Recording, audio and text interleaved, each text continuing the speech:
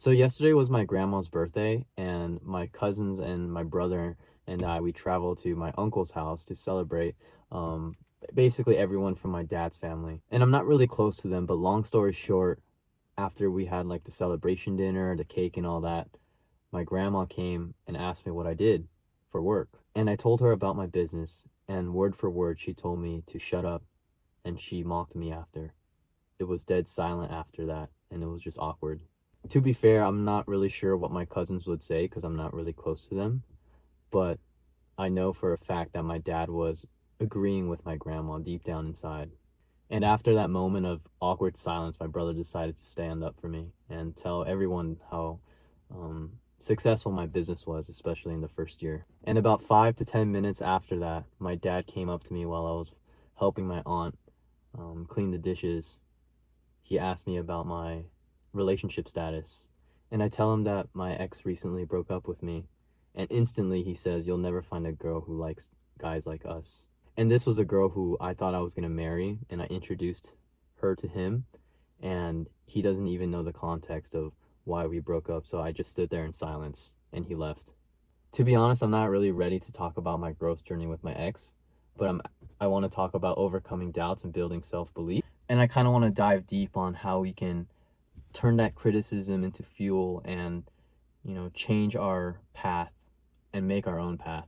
And I also want to touch on how to be a little bit understanding as well. So after that whole commotion with my grandma and dad, I was processing the negativity, and I was like, wait a minute. I created my own business from scratch with no help, and I've never had any crazy issues with previous relationships either. My previous relationships were always healthy. To be fair, my only downfall was I was overly romantic, you can say. But I do know deep down I tried in every single relationship I had, and I don't regret a single thing that I did. So after talking about it with my cousins and doing some self-reflecting, I realized that when people project negativity, it often tells you more about their own personal struggles. And a little bit about my dad's side of the family. They're from North Korea, so they're very like hard-headed. They're very strong personality wise. They're kind of mean, but they don't mean to be mean. So that's where the understanding tries comes in and all that stuff. So I learned not to argue with them, not to convince them or seek validation from them. And you have to tell yourself that you're not going to let someone else's bitterness determine who you are as a person. So here I want to emphasize the importance of self-acceptance. So I did in fact accept the fact that nothing I ever do will impress them, no matter what.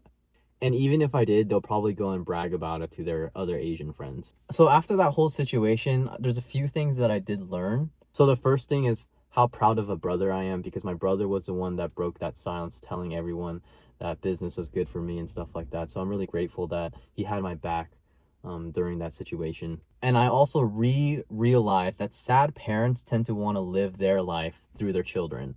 Hence the reason why I feel like immigrant parents, they try to control you, force you to do things that you don't want to do.